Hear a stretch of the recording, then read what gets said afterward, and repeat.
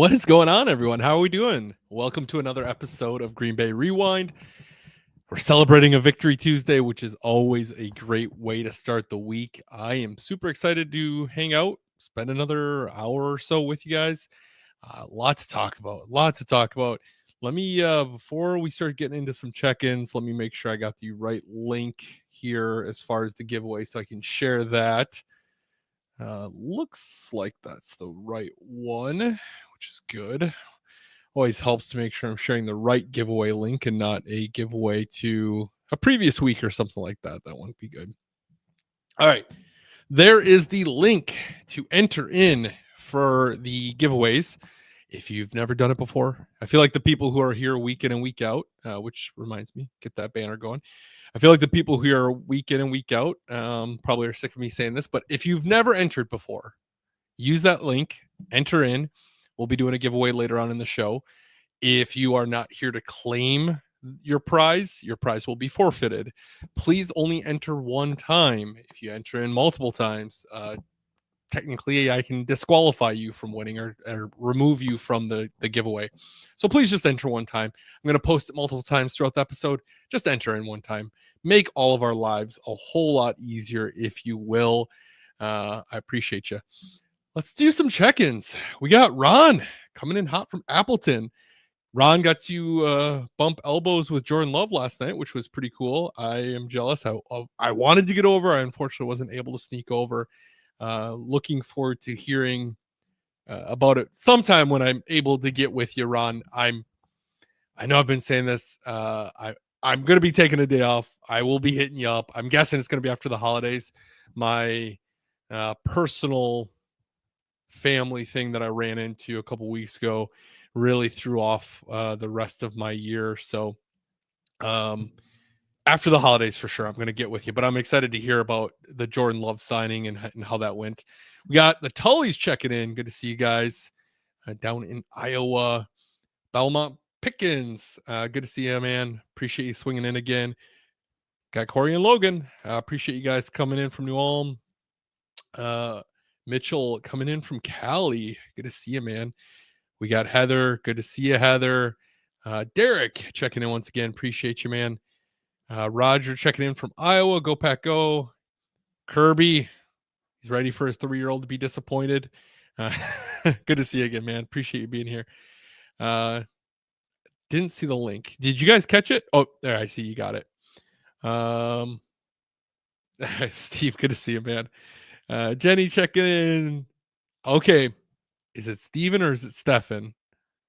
My gut says Steven, but it might be Stefan. Maybe it's Stefan, like Urkel. So good to see you. I'm gonna go with Steven. Good to see you.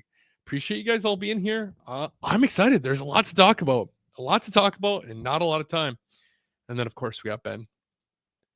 Okay, is Steve. You said it in the comment. It might help if I actually read. Sorry about that, Steve.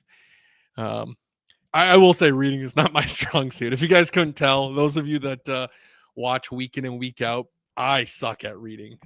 Even worse when it's on live, right? You got the pressure, but I am not good at reading. My bad, Steve.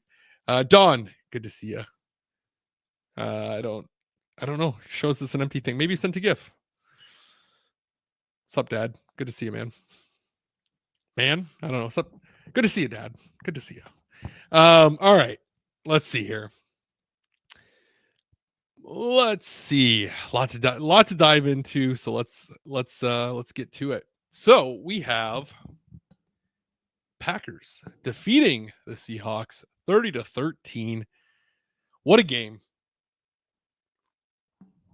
I to kind of start things off, I didn't realize that Seattle had like a gold package, much like the Packers, because that felt like all their fans sold to the opponent. That felt like it was a 50-50 split, maybe, of Packers Seahawks fans, maybe a 60-40. That felt very heavy as far as the Packers fans. It might have been their gold package. Lambeau Field has their gold package, who's notorious for selling to the highest bidder, and apparently Seahawks fans are no different. I don't follow the Seahawks, right? I don't. I try to avoid them as much as possible, just for obvious reasons. Um, it sounds like, after the game, I was kind of looking at their subreddit, looking at, some stuff that I've seen pop up on different apps, and it sounds like maybe they might have priced their fans out of their tickets essentially. Kind of like what I hear Detroit's doing with their fans. They're Because of their success, now they're raising their tickets dramatically and it's pushing out a lot of the passionate fans that have been around. So I wonder if Seattle had the same thing where a lot of the maybe diehards that were in the stadium for years and years with season tickets, maybe they've just been priced out now, and the people that do have season tickets are ones that are just trying to make a profit from it. Either way, you know, it was so cool to hear such loud "Go Pack Goes" in Seattle.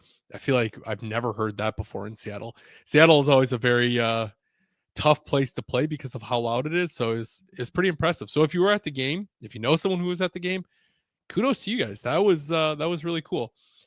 Jordan Love, another interception free game. God bless Toyotathon. We had him finishing the day with 229 yards, 2 touchdowns. And it really feels like we haven't seen Love hit his stride yet, or maybe this offense as a whole hit its stride yet, because it feels like there's still a lot that they can grow on. But this team's starting to get hot, which is such a great thing, right? We're seeing them kind of come into the season at a good time.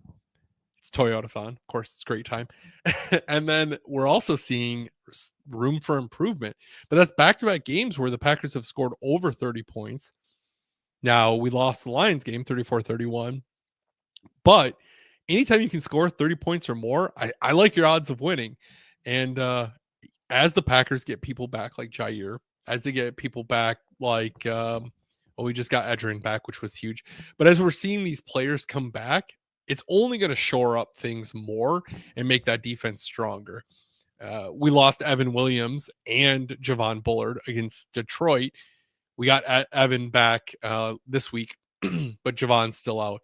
So I think if we can kind of stay on that path of avoiding some of these costly injuries, it really could get exciting on this defense. And I'm excited to see what happens when we get those guys back and we get Marshawn Lloyd and we get Luke Musgrave back. It feels like it's been forever since we've seen Musgrave because he's been out most of the season with his ankle injury. He had surgery on it over the bye week. So there's a lot of promise as we're getting into the final stretches of the season. Maybe Marshawn Lloyd's that James Starks addition to this offense in that postseason that can really provide some fresh legs. I don't think her running game's far from what it was in that stretch of 2010 where you had Brandon Jackson and Dimitri Nat. I think it was Dimitri Nance were our running backs in 2010. Then you had John Kuhn, of course. But that stretch in 2010 where it felt like Brandon Jackson was running back one, which Brandon Jackson brought a lot to that offense as far as like a third down back. He was great with screens, great with pass protection and kind of picking up those blitzes. But he's not an every down running back, and that's not a knock on Brandon Jackson. We all have our strengths, and he was a stellar third down back. He was a stellar back that could be the check down back. He brought a lot to the offense. He just wasn't that every down running back. But I love me some Toyotathon. I saw some stats. So when it's Toyotathon, or let me say when it's not. When Toyotathon is not in season, which I think we said in a previous episode, it's like November to January, roughly 2 months. So when it's not Toyotathon, that first part of the season, Jordan Love, collectively now in his 30 starts, 3,829 yards. Well, I guess not all of those starts are outside of Toyotathon, but either way, in the 2 seasons he's been starting now, or the one in it, you guys get what I'm saying. In the non-Toyotathon parts, 3,829 yards, 29 touchdowns, and 25 interceptions. That's the crucial part. 25 interceptions. During Toyotathon, November to January, 3,283 yards, which we're still in Toyotathon, so that yardage mark is going to be a little lower because we had a full Toyotathon last year and we're at a partial. 26 touchdowns, so he's almost mirrored his non-Toyotathon. And then actually, whatever. and the 26 touchdowns and 2 interceptions. So non-Toyotathon, 25 interceptions, Toyotathon, 2 interceptions. I mean, it probably also helps that his leg injuries healed up, but that's besides the point. I know Kirby sent me a Toyotathon meme a while back. We are pushing the Toyotathon uh, conspiracy here. If Lemieux Toyota of Green Bay wants to sponsor me, we can make that happen. Just feel free to hit me up. But I think what we need to do is collectively as Packer fans, we need to petition Toyota to run the deal from September to like mid-February every year. Maybe if it's just Green Bay Toyota, maybe we can make it work. I don't know. I love the whole Toyotathon bit. I'm all here for it, and I don't know. It looks like it's factual. I mean, it looks factual right now. We saw Jordan's 2 touchdowns, both went to Romeo Doubs. So welcome back, Romeo. We really miss him when he's not there. I feel like every wide receiver kind of brings their own thing to the table. Watson's that speed guy. He takes the top off the defense. He's really good at blocking. Doubs is obviously great at blocking as well. I think every receiver in Matt LaFleur's offense has to be. But man, if he's not a crisp route runner, and he just seems to have such good awareness of where that ball is going to be. We saw earlier in the year, boy, I don't remember. Was it against the Cardinals? That doesn't feel right. But where Love kind of threw off his back foot, and I thought he was throwing an interception. It might have been the Colts. And he just looked like he was throwing it off his back foot, and Dobbs just kind of stopped on a dime, came back, caught the ball, and scored a touchdown.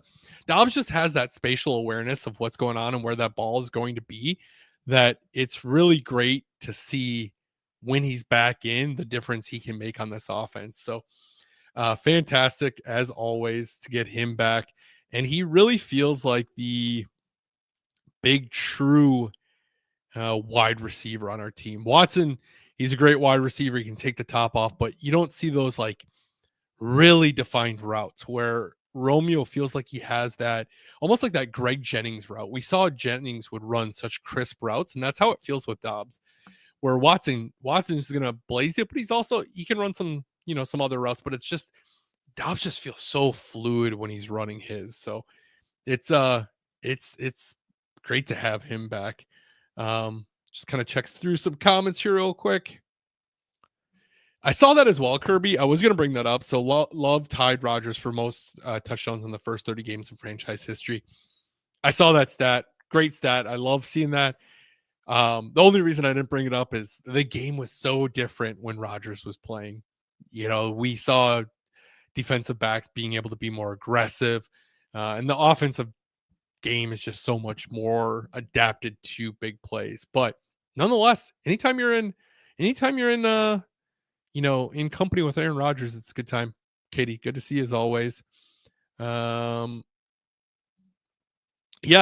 Chad, good point. Rodgers was on Pat McAfee's show talking about how he was so shocked at how well the Packers represented. He said, Packers always travel well. He said that, but he talked about he's never heard "Go Packos" in the Seattle when playing there. Tony, good to see you, man. Hope all's going well. Yeah, man, good to see you checking in. Yeah, Love has a deal with Bergstrom, and maybe they need to hook him up with Toyota. I don't know. Bergstrom has to own a Toyota. Bergstrom owns every car dealership in the area, it seems. So we're kind of talking about, all season long, there's been a name that I've been talking about, and that's Edgerrin Cooper. And I feel like all season long, I've been saying this dude needs to be on the field, on defense, and never come off the field. And just another example of it. He had a huge game. He was the first player since, I'm spacing on who the player was, but since 1991, he was the first rookie to generate a sack and an interception in the game. But he had 7 tackles, 1 sack, and that interception. Probably should have had 2 interceptions, but he plays defense for a reason. So good to have him back, and what a difference he makes in that defense. The spark he brings, the natural ability he seems to have to play linebacker. He plays downhill. He just reads the ball so nicely. And what an addition. I feel like Edrin is the linebacker that I thought we all kind of hoped Quay was going to be. And I still think Quay's kind of taken a leap in this season, has done a lot more positive things this year. But Edrin just seems to be the true linebacker for us, which is great to see. Talking about the Packers taking over Seattle's stadium. One, how did I completely miss the memo that it's no longer CenturyLink? Was anyone else in the same boat as me? I thought it was CenturyLink still.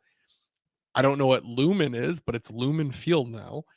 Uh, I I have no idea when that changed. It just shows how little I keep up with Seattle, probably because of all the traumatizing memories. And that is the thing I really despise about playing Seattle is it feels like every time we play Seattle, and I wonder how long this is going to last. Every time we play Seattle, the NFC Championship game gets brought up. Not a single player on our team was on our team for the NFC Championship game. So it's still interesting that it always gets brought up. I don't is there any other teams that we play that you can think of that they talk about games that happened that long ago? It seems like it's only Seattle. We have the NFC Championship game, and then we have the Al Harris interception that always get referenced. Is there any other team we play that references postseason games that often? And maybe it's because they're such like dramatic finishes and such dramatic games. They're so memorable. But I don't know a single other team we play that gets like those previous games played mentioned as heavily. We've played Dallas a lot and had a lot of memorable games in the postseason. And I feel like it's not nearly mentioned as often as when we play Seattle and they talk about the Fail Mary and they talk about the Al Harris pick and they talk about the 2014 NFC Championship game. So that was just something I was kind of, as we're watching the game, I was like, man, does this happen for any other team we play? I just don't feel like it does.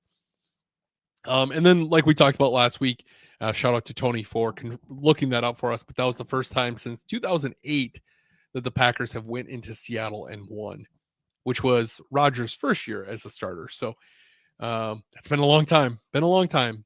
We probably haven't played in Seattle that many times in that span, but anytime you can kind of break that streak, that's a good thing. Now, it's not all sunshine and rainbows as always. If there is one flaw as we're kind of looking at the game, I think the biggest thing is the fact that it felt like the offense kind of sputtered a little bit in the third quarter. We was it 23 to 6 at halftime, or no, maybe it wasn't 23 to 6. I don't remember if it was like 20 to 6. I don't remember. I didn't write down the scores by quarter, but it felt like third quarter we kind of sputtered. We had a few punts, or a couple punts maybe, and then Josh Jacobs' fumble which was a big one. That those things just kill momentum. We stuck to the ground game, which is good. I feel like you want to stick and stay true to that. But Seattle also tightened up. They changed their game plan and they really shut down Josh Jacobs in the second half. And we still tried continuously pounding it to Josh Jacobs. So Seattle did their job. They get paid too. We talk about that all the time. Defense gets paid too. They did their job. And ultimately, the Packers were able to put more points up on the board and make it unachievable for Seattle to mount a comeback. But had Geno been in there, I might have been a bit more nervous about the game. It's so irritating. The Seattle kind of gets some momentum swinging their way, and then all it gets talked about is the 2014 NFC Championship game. That's all it gets talked about, as if no other scenario is a possible one. It's just that's the worst part about playing Seattle. But super nice. Anytime you can get to the West Coast and get a victory as a Packers fan, that's a big big win, and I'm happy about that. Let's see here. Checking some comments. If you guys want to start dropping some questions, I'm going to be getting into that here in a minute. I'm just checking the Cooper's a dog. Just checking the comments here before getting into my last little bit. Yeah, Cooper really seems to be that like difference maker on our defense, and I'm so happy he's been there for us. And it's his role is still growing, so we don't know what we have in Cooper. What he's shown us has been so great. I'm kind of at this point in my life where I feel weird wearing new jerseys because the players are like 20 years old, 21 years old, and I'm like 14 years older than them. So I feel weird, but I'm partially thinking about buying an Edgerrin Cooper jersey or getting a Cooper jersey, but we'll see. I've been scooping up a lot of jerseys on eBay of like the 90s players. Like I bought that Edgar Bennett one, and I have other few that are in my cart on eBay that I'm planning on buying. Dan, good to see you, man. Appreciate you swinging in. UPS is no joke. The week before Christmas, Dan, you are doing the Lord's work. I appreciate you delivering packages. Without you, I would have to go to the store to go shopping, and I do not want that. So, yeah, the 49ers might be another team that gets referenced for the playoffs. You're probably right about that, but a lot of those games feel a little bit more recent. Well, I guess they talk about the 2012 one here or there, but it feels like a lot of the more losses have been recent. But yeah, we did sweep the NFC West. That's always a win too. All right, I see some questions. So if you guys have questions, start dropping them. I'm going to kind of just talk about this little segment. We always talk about the NFC North before moving on. See where we're at. See where we're what's coming up. So Buffalo beats the Lions. What a game that was. If you had the honor and pleasure of watching that game live, that was probably game of the year so far. That was a phenomenal game, back and forth, not a single ounce of defense. What Dan Campbell just gambling away and making such risky decisions. Still, some of them are paying off. Some of them backfire. I know Chad and I text a fair bit during game days. And last year we saw Dan ultimately cost his team the NFC Championship by kind of being overly aggressive. And I wouldn't be surprised if we say that again this year because he has some kahunas on him. I'll tell you that much. But Lions just keep getting hit with injuries. I'm not sure if it's sustainable for them or not. If they keep on this current pace, they lost two more defensive players, one with a broken jaw, one with a fractured ankle, and then they lost David Montgomery with a torn MCL. Those are some big pieces to the puzzle that they're losing. They're already really thin on defense, so to lose two more, one was kind of an emerging defensive lineman. That's big. But the guys they find to put in their place seem to really just step up. So who knows? They might get away with it, but we'll see. I'm curious to see how it's going to go against a team like Minnesota, against San Francisco. And now San Francisco's having a down year, but can San Francisco steal one? Can Minnesota steal one? I wouldn't mind seeing them drop out of the one seed and let like the Eagles take that spot. That way the Lions don't get it home the whole way there. And then Minnesota beat Chicago. I wrote these notes out on Monday before the game, and I just put Minnesota beat Chicago. I didn't even need to watch the game. I knew Minnesota was beating Chicago. Chicago looks like they're kind of waving the white flag on the season right now. That's not to say to take them lightly, because any given Sunday, right now they look so defeated. They're on like an 8 game losing streak. It's looking bad for them. This week, or right now where the standings are, Lions are 12-2. Vikings are 12-2. The Packers are 10-4, and the Lions are 4-10. The week 15, the Vikings are going and playing the Seahawks, which I'm curious if Gino's going to be back. And then the Lions are in Chicago, so Lions have another bye week. But yeah, like I said, any given Sunday. So let's get into some questions here. All right.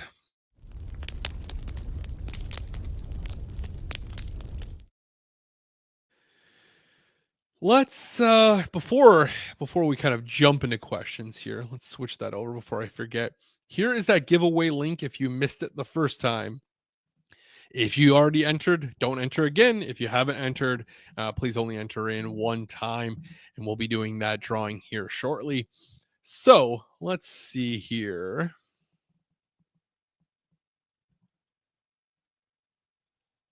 Trying to go back to I missed some questions last week, and so I'm trying to make sure I don't make that same mistake again this week. Um, oh man, I went way too far back.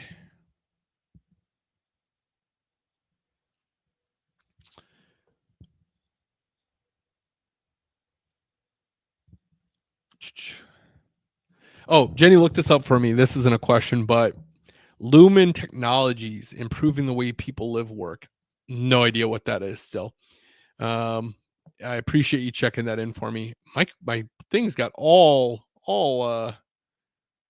mixed up here. All right, here's the first kind of question I see. Will you be dropping the giveaway promotion? Like as far as like after the season, or like in what regards? Follow up on that one with me, Tony, please. Or are you saying the link for the giveaway? Because I've dropped it a couple times. I emailed you about your address too, man. I don't know if my email might have went into your spam box. Get back to me if you could on that, so I can get out your photo. So maybe you meant the link. You might have missed it early on, but I did drop it a second time there. Do you think LaFleur gets too conservative when we get a bit of a lead? So I don't know, Derek, if this appreciate the question. I don't know if this question about him being too conservative when we get a lead is about not going for it right before halftime for that, where we kick the field goal rather than going in that position. I mean, it's always hindsight, right? I think it's easy to be like, hey, we should go for the touchdown. I think if you can make it, I think that made it a 17-point game at that time. So maybe it was 23-6 or it was 20-3. I don't remember what it was. But I think that field goal made it a 17-point game, if I'm not mistaken, which given that situation, I was happy with that. Seattle's offense was struggling that first half, and I like to be up a bit more comfortably than just 14. Would you like the 7 before halftime? Absolutely. But if we were to go for it and then you miss it, you're going to be like, oh man, LaFleur should have went for the field goal instead. So I think you're kind of always, you're damned if you do, damned if you don't in those situations. I think LaFleur probably follows what like analytics says to do. Now, that have there been times in the past where we've kind of gotten in our own way and maybe been a little bit too conservative about it? Sure. I mean, he'd be probably the first to admit that. And like I said, hindsight's everything.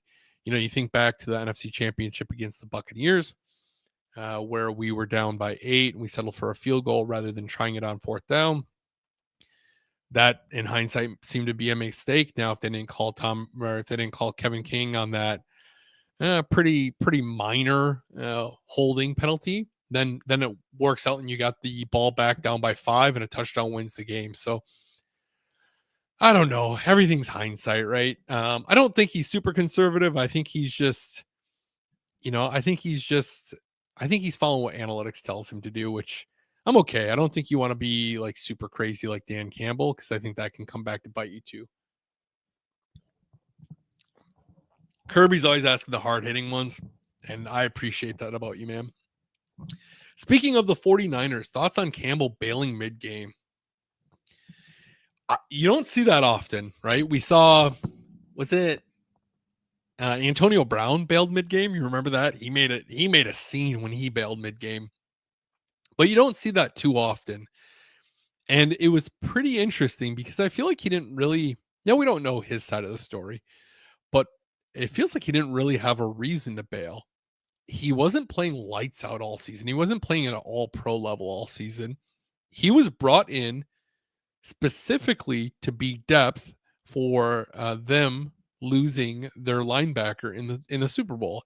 He blew out his Achilles in the Super Bowl.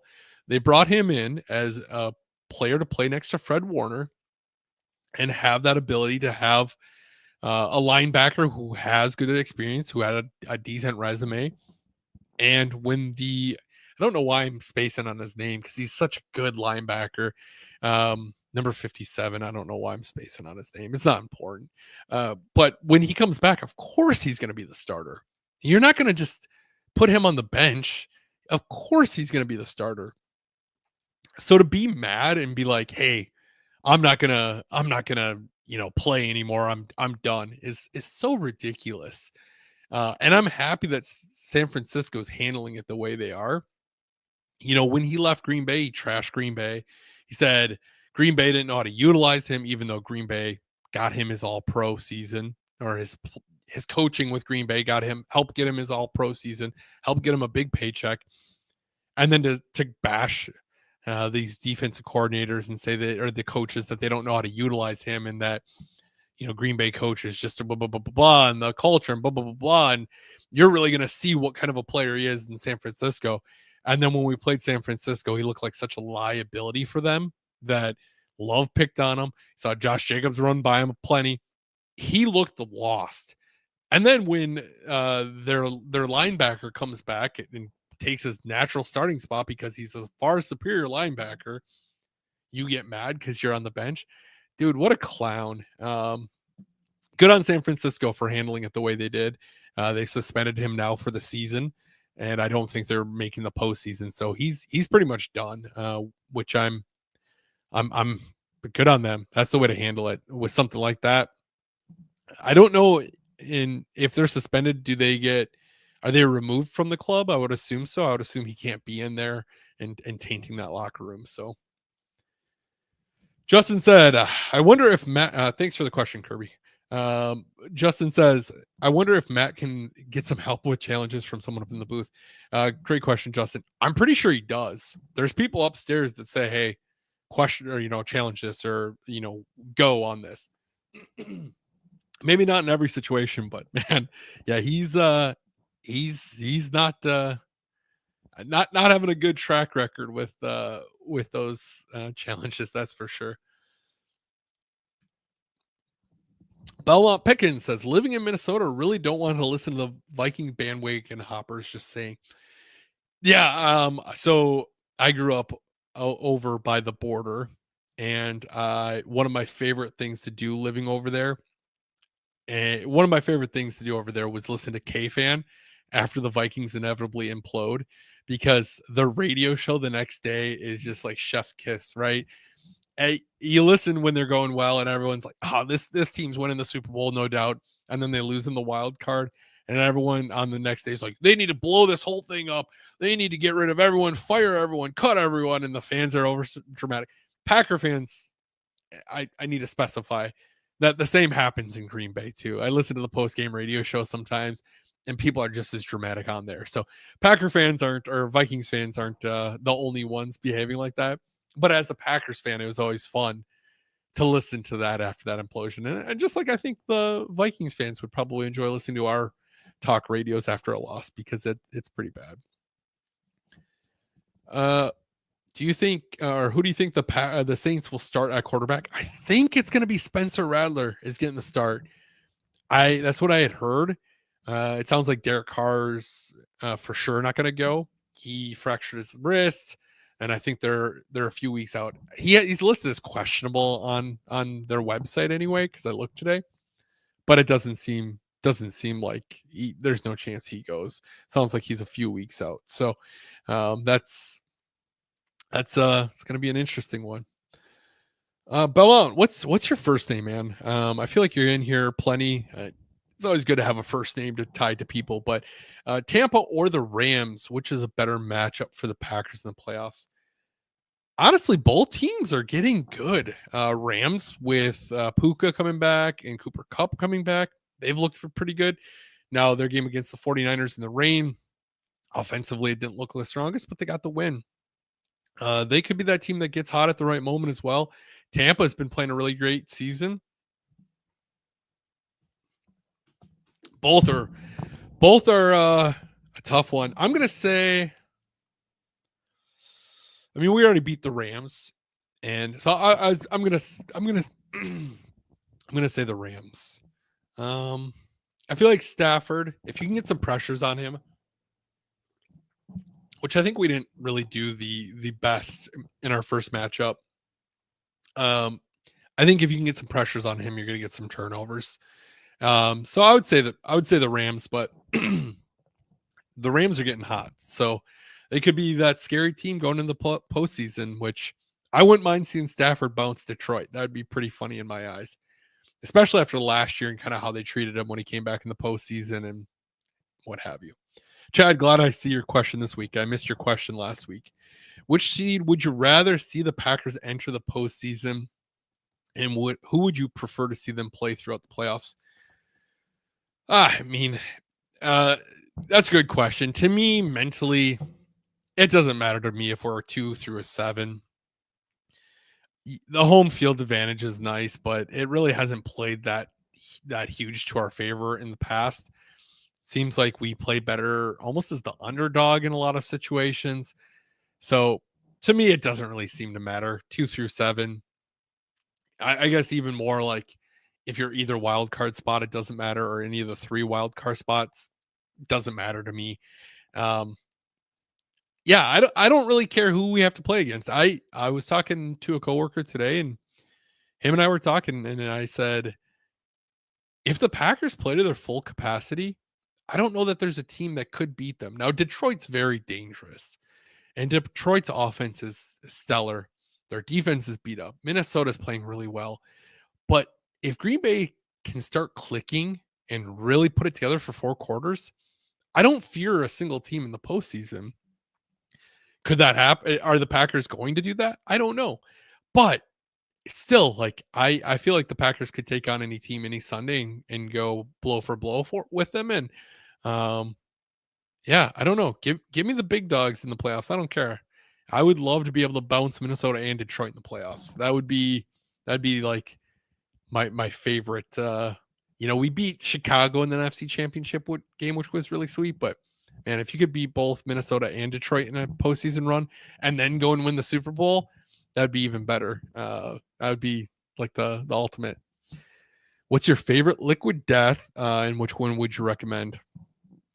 Katie, how dare you ask about liquid death when you know that the founder signed a blood contract with the devil to make no. If you didn't watch last week, I talked about one of the comments I got on my page about some crazy nut job spouting off conspiracy theories about the fact that I drink liquid death. Um, I swap around. I really like this one, which is squeezed to death, which is like a hint of orange. I think it's really good. The lime one's really good, really refreshing. It's almost like Sprite with very, very, very little sugar. I like that one. And then even like just the plain water. I don't know. Because I don't drink, I don't drink alcohol. So I like having liquid death. The tall boys are nice. Drinking out of a can is just, I don't know, superior in my eyes rather than a plastic water bottle. And I like that they are focused on cans and their slogan's death to plastic. I don't know. I'm a big Liquid Death fan. They don't pay me or anything like that, but I'm a big Liquid Death fan. Greenlaw, Drake Greenwall. Thanks, guys. Appreciate that. That's the linebacker. Let's see here. Truth is, I know it. Good to see you checking in, even if you're a Seahawks fan. Hey, man, I've seen the Seahawks wreck the Packers in worse spots, so it's all good. It is all good. That was a good moment as well. All right, here. Jenny says, "What is your go-to primetime game snacks?" If it's the Packers playing, Jenny, I don't really eat much. And we're pretty in our routine as far as what my wife and myself do.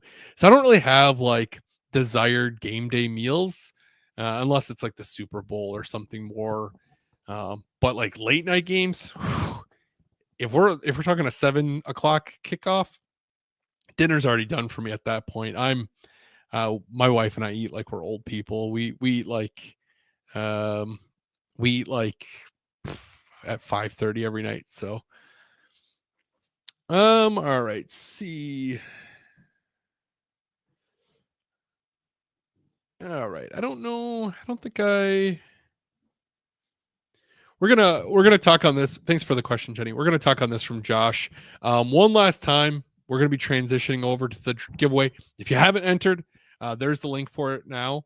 Um, if you haven't entered, there it is. Feel free to do so. We're gonna be drawing that winner soon. Tony, I don't know if I saw your response about the giveaway. If it was just for the link or if you're talking a question about it after the season. Um, Sorry if I missed that response. I'm kind of following back up, but I do want to talk about Josh's. I do want to talk about Josh's question here. So something I noticed about Romeo Dobbs in interviews, including this last game, he looks sad, doom and gloom, etc. But after a Q&A he had this week, he had a totally different person laughing, etc. That combined with his touchdown stuff, he is having fun out there. Yeah, dude, I don't read too much into it about him being like sad, doom and gloom with the media. Dude, he might not just like the media, you know. They leaked this story about him earlier this year that made it a huge deal. He got suspended, of course, that one game. He might just not like the media. And he might just be, he's always kind of seemed like that personality type too, that like the Leonard of in basketball. Barry Sanders was kind of that way, where it's just like score a touchdown, give the ball to the ref, and just Jordy Nelson was kind of that way too. Now Jordy was maybe a little bit more bubbly, but Jordy was just kind of like quiet and reserved in a lot of ways. That's probably just his personality, you know. He's just kind of one of those guys. And I don't I see a lot of people that are like, "Oh man, he must be so miserable. I think he hates Green Bay because look at how I think it's just how he is. He's just you look back at like videos the Packers posted when he was drafted and talking to him, he's always kind of been like that. I think people are just like over analyzing it now. Heather, I will be attending the draft, assuming nothing crazy happens. Like in my life, but that's the plan right now. I'm going to be at the draft. I'm going to have a lot of people at my house. It's going to be a zoo. Yeah, it's going to be a mess. Tony, you got the giveaway link, right? You have it now. I hope. I mean, as far as your question about like the promotion, like, am I going to keep doing the giveaways? So after the season ends, kind of talk about like future things here. My contract's coming up with Nicolay Law here soon. They're still going to be kind of like a sponsor for me throughout the season. So what happens as far as after that? It's hard to say if we're going to be doing giveaways like next season if we do a live show. I think it just kind of depends on what's going on with that. So hopefully we resign. I enjoy working with them. And if not, if anyone knows any good companies that want to sponsor the show, feel free to send them my way. It's been great working with some companies and being able to give back to people who watch the show and do some of this stuff. Obviously, I got Legendary sponsored as well, which I'm super appreciative of. The big fan of them as well. Devondre Campbell, thoughts? We kind of talked about that already, Max. You love to see them punishing him the way they are. And yeah, it was very, very surprising to see. All right, let's get in this giveaway. Before I do, once again, huge thank you to Legendaries for sponsoring the segment. All season long, the rest of the season on Packers games, you can go in there and get wings for $10 a dozen, which is a steal of a deal. Max, the dude, my guy Max, that I just answered the question of, was my favorite manager at Legendaries, and then he left me. He got sick of me coming in and harassing him too much, is what word on the street is. But I've been going to Legendaries a long time. Love them. So appreciative of them. So thankful to be working with them. And yeah, I'd be promoting them, regardless. I love Legendaries. All right, let's see here. Let's do some giveaways. We kind of talked about Nicolay and we talked about the giveaways already, but huge thank you to Nicolay. Really, I can't thank them enough all season long, making these giveaways possible. I'm super appreciative of Nicolay and not only sponsoring the show, but making me able to do giveaways for people who are watching the show. I think collectively, it's just like a little over $1,000 on stuff that we're giving away throughout the season. So without them, none of that would be possible. So I'm super appreciative of Nicolay Law. And yeah, if you're injured, get Nicolay. If they're treating us good after Packers, if the Packers lose all season long, we're doing double giveaways. So thanks to Nicolay Law. So if they're treating you good for something as minor as that, imagine how good they'd treat you if you're injured and needed their help. So if you are injured, get Nicolay Law. But let's do some giveaways. Oh, I just broke something. Oh, my battery's running low. 1 second. Forgot I didn't plug in my laptop. Don't die on me now. All right, we should be good now. All right. Let me get these responses reviewed over quick before I share my screen. Never want to share anyone's email addresses. Tony, please email me back your address so I can get that 8x10 from last week out to you. That'd be greatly appreciated. All right. I don't think we have any double entries. I hope not. I got people who are only using first name, but it looks like they're the kind of unique enough names that it shouldn't be an issue. But so hopefully it's not an issue. All right. Yes, huge thank you to Nicolay Law and Legendaries. They're the best. I appreciate them so much. Jenny, love the positivity. All right, let's share this.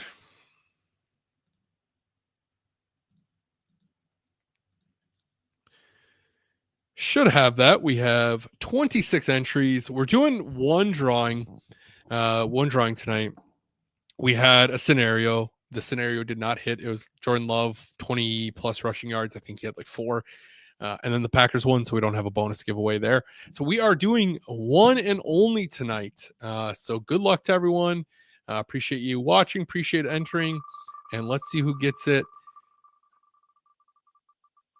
All right. We are... Is Corey winning?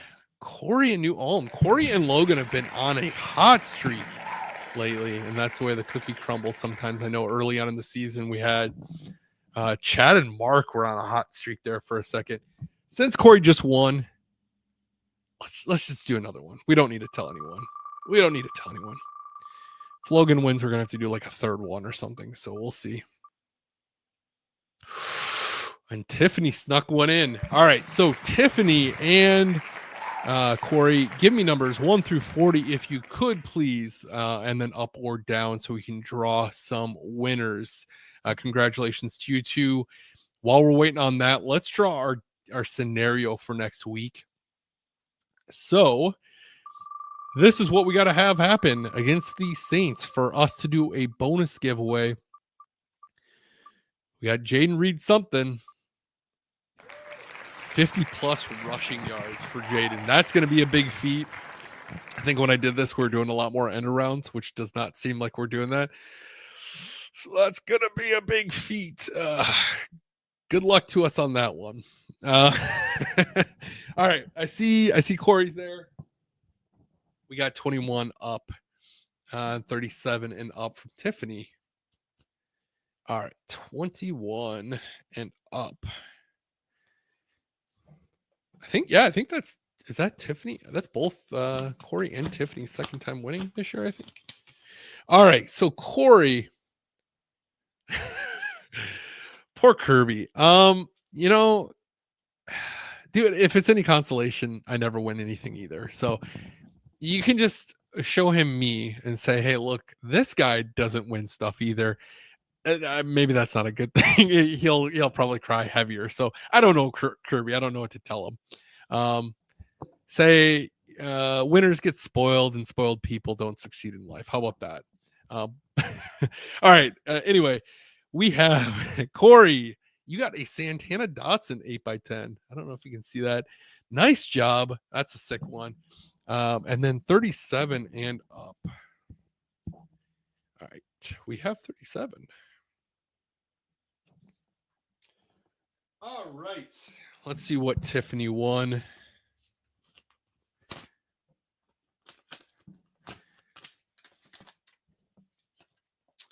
Tiffany, you got a Zeke Burkowski 8x10, which was Zeke. What a stud. Known as the superstar, or the super backup, because of how many times he could just come into big games and back up Bart Starr and make them pull them out of the game. So congratulations. Tiffany, I'm sure I'll be talking to Chad on how we want to get that to you if you want me to ship it. Corey, I'll be sure to ship that out for you. Appreciate you guys immensely. All right.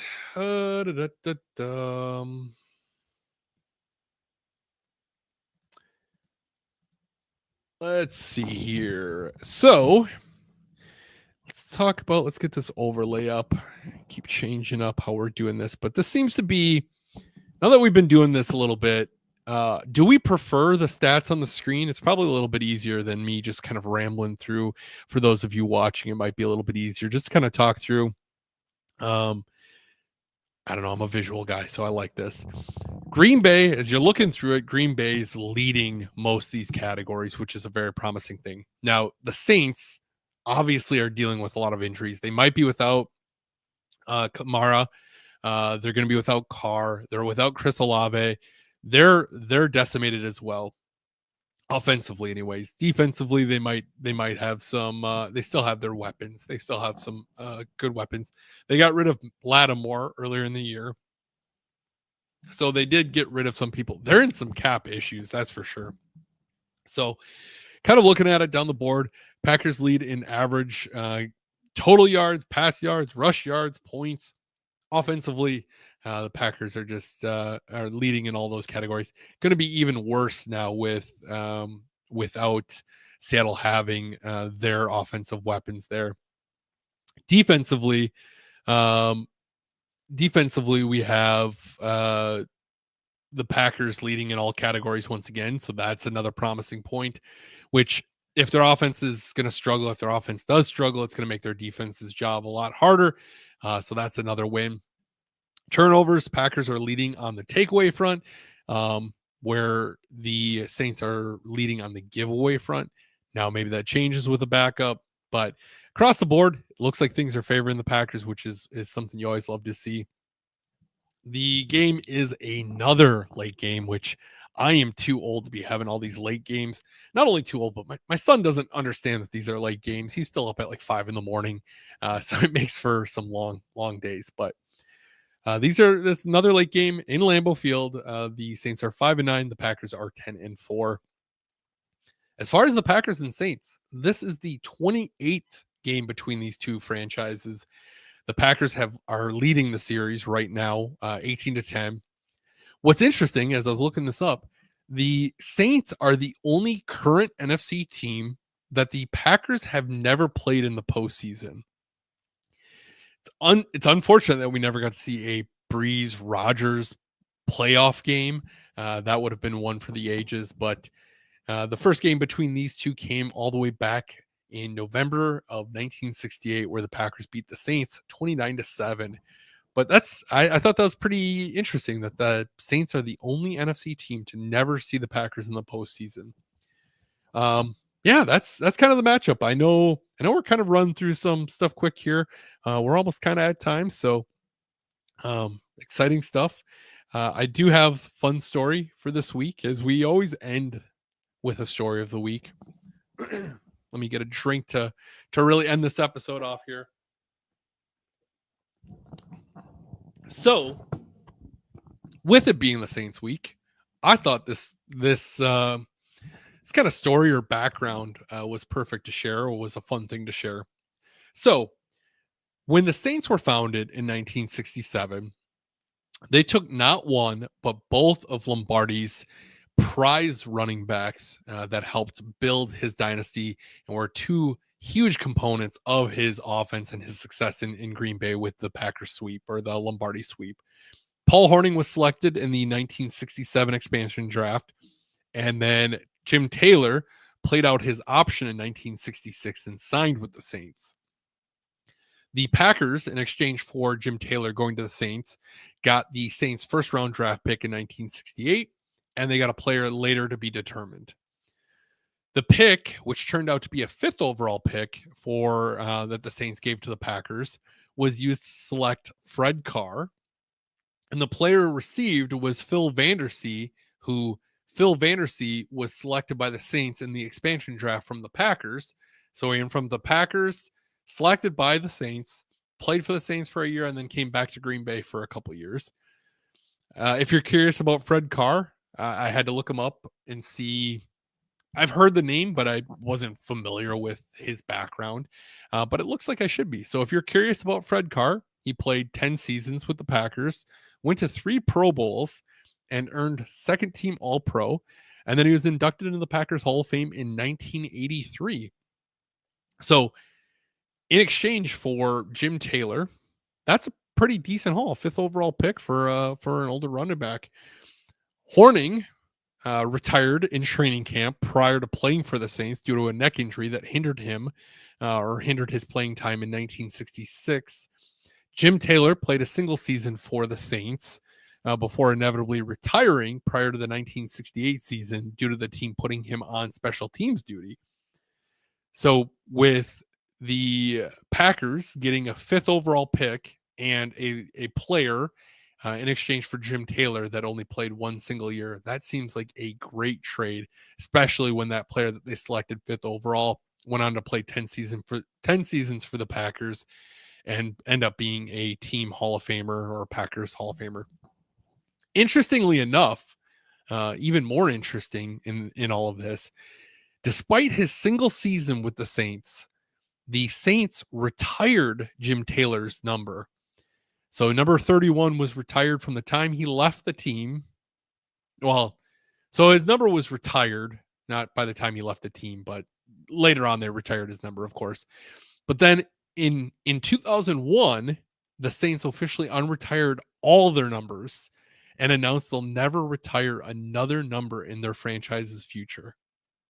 So you think of like these stellar Saints players, Drew Brees won't have his number 9 retired by the Saints.